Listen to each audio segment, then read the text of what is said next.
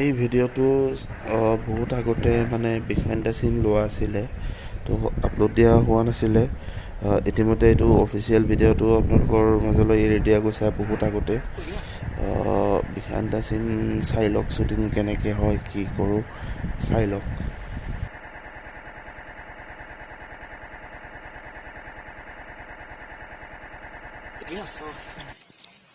আহি ৰখিবি, তাৰপিছত লুক দিবি। 3 একশ্যন।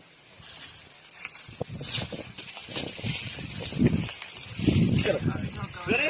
জাম জাম জাম।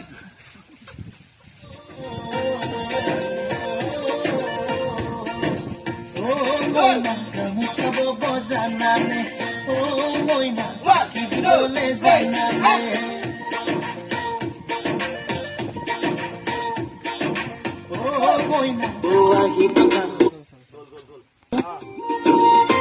পগলা পগলা মনুরে ও লাধুকি হাহিয়ে তোমার উতলা উতলা ওরে হৃদয় ও আহি বাবা বলো মতরা বলো আহি বাবা বলো মতরা বলো তুমি নাহিলে ঘুমতি নাহে সঁচা কয় নাহে সঁচা কয় ও মইনা চাকৰাবলে জানানে ও মইনা মাছ বাচিব জানানে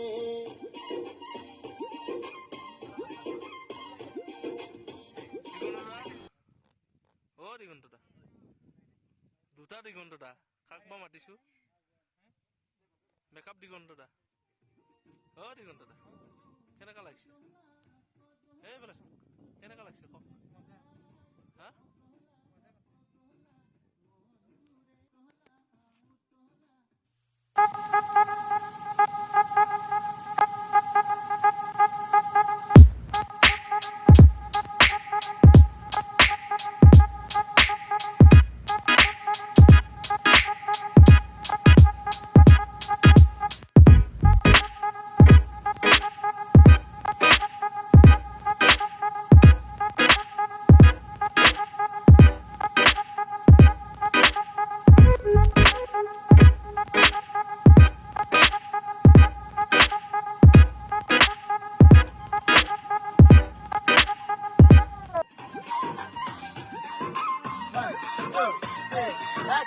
আকাশী আকাশী সপোনৰে ৰং পলাশী পলাশী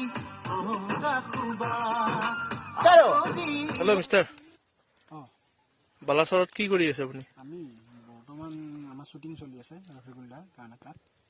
কি গান? এতিয়া মোৰ টোপনিয়ে ধৰিছে। কিয় কিমি বোৱালি কিয় যোৱাতে টোপনি মাৰা নাই নহয়। তেতিয়াই অলপ দীঘল আছিলে, খাটা হৈ গৈছে।